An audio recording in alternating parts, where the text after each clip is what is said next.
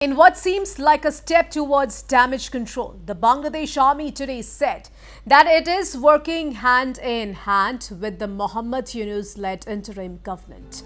Director of Military Operations, Bangladesh, Brigadier General Mohammad Nazim Ud-Dola said that there is no confrontation or discord between the army and the government.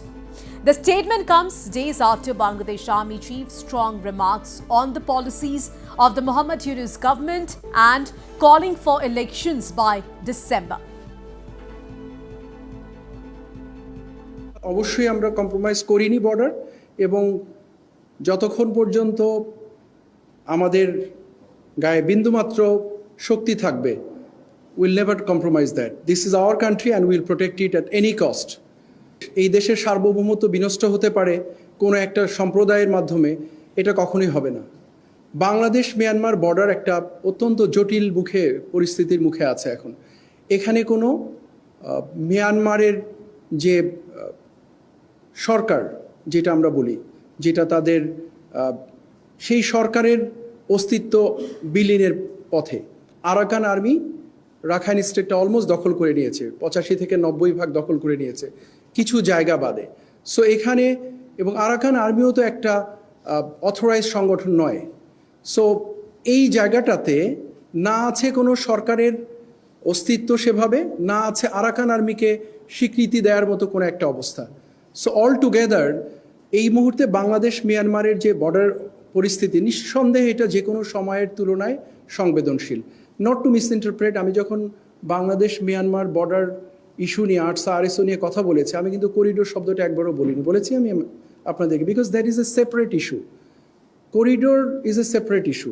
এটার সাথে বর্ডারের ARSA এবং RSO যে movement, তাদের যে অস্ত্র নিয়ে এখানে চলাচল, এটার সাথে কোনো সম্পৃক্ততা নেই। সো আমি যদি সামারি করি, এটুকু বলবো যে let us think very simple. অনেক কমপ্লিকেটেড না চিন্তা করে আমরা যেন এটাকে এমনভাবে না দেখি যে সরকার সেনাবাহিনী ভিন্ন ভিন্ন চিন্তা করছে বা একে অপরের বিপরীতে দাঁড়িয়ে আছে। এটা কখনোই নয়। সংস্কার সেনাবাহিনী একই সাথে কাজ করছে এবং ভবিষ্যতেও আমরা আরও সুন্দরভাবে কাজ করে যাব বলে দৃঢ়ভাবে বিশ্বাস করি। Well, asked whether Lalmonirhat Airport was being activated for Chinese use, given China's proposal to build a hospital in Rangpur, Nazim dismissed any such speculation. Lalmonirhat যে বিমানবন্দরটি, এটা অনেক পুরনো একটা বিমানবন্দর। এটা আগে ছিল, ব্যবহার হয়নি। প্রয়োজনে নিরিখে সেটাকে আবার সচল করা হচ্ছে, নতুন করে কাজে লাগানোর চেষ্টা করা হচ্ছে। আপনি নিজেই বলেছেন যে ওখানে একটা ইউনিভার্সিটি করব, অ্যারোস্পেস ইউনিভার্সিটি হবে এবং এভিয়েশনের কর্মকাণ্ড প্রসারিত হবে। তো উত্তরটা এটার মধ্যেই নিহিত রয়ে গেছে। প্রয়োজনের নিরিখেই এই বিমানবন্দরটিকে সচল করা হচ্ছে এবং দেশের অ্যাসেট দেশের প্রয়োজনে ব্যবহার হবে, এটাই খুব স্বাভাবিক।